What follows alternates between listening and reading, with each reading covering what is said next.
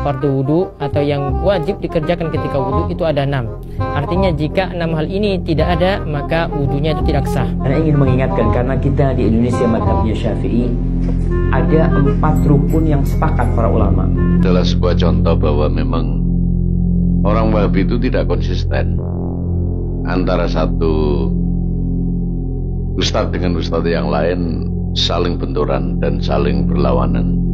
Ada yang mengatakan bahwa rukun wudhu ada 4, ada yang mengatakan ada 6, dan ada yang mengatakan ada 2. Ya, fardu wudhu atau yang wajib dikerjakan ketika wudhu itu ada 6.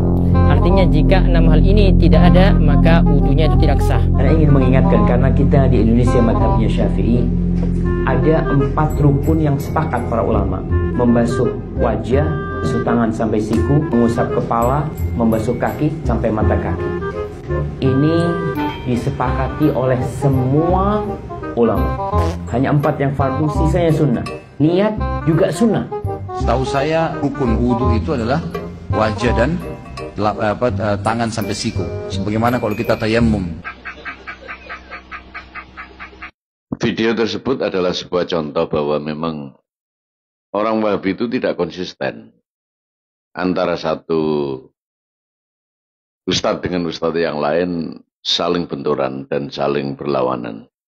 Ada yang mengatakan bahwa rukun wudhu ada 4, ada yang mengatakan ada 6, dan ada yang mengatakan ada 2. Nah, dari tidak konsisten ini, kita akan berpikir secara cermat bahwa mereka, orang-orang Wahabi atau para tokoh-tokohnya itu tidak pernah istiqomah dalam menyampaikan sebuah syariat. Kenapa mereka tidak istiqomah? Kenapa mereka berlawanan? Dan kenapa mereka tidak konsisten dalam membagi, dalam menentukan sebuah rukun saja tidak sama? Karena mereka itu dalam hal mengambil sumber hukum itu acak-acakan. Tidak ada pegangan yang jelas. Tidak menggunakan mazhab yang jelas. Tidak menggunakan pemikiran para ulama yang kredibel. Hanya menggunakan otaknya sendiri dan menggunakan pemikirannya sendiri. Sehingga mereka berlawanan terus. Kalau tokohnya sudah berlawanan, bagaimana dengan pengikutnya? Kasihan. Kasihan betul. Pengikut-pengikut yang tidak cerdas, mereka tetap akan mengikuti ketidakkonsistenan itu.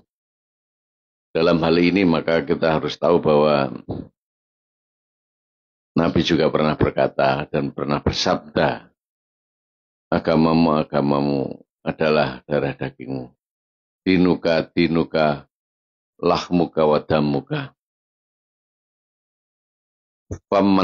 Fangdur an man ta'khudha dinakum. Wala takun imma'ah. Kamu jangan mengikuti orang-orang yang ikut-ikutan.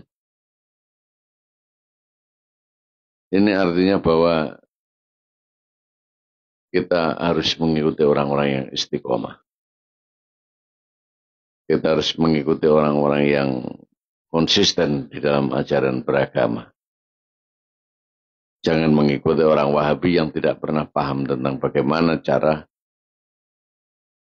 menyampaikan nilai-nilai syariat atau agama sehingga mereka menyesatkan kepada kita. Anak-anak kita, generasi kita harus diselamatkan dari orang-orang Wahabi seperti ini.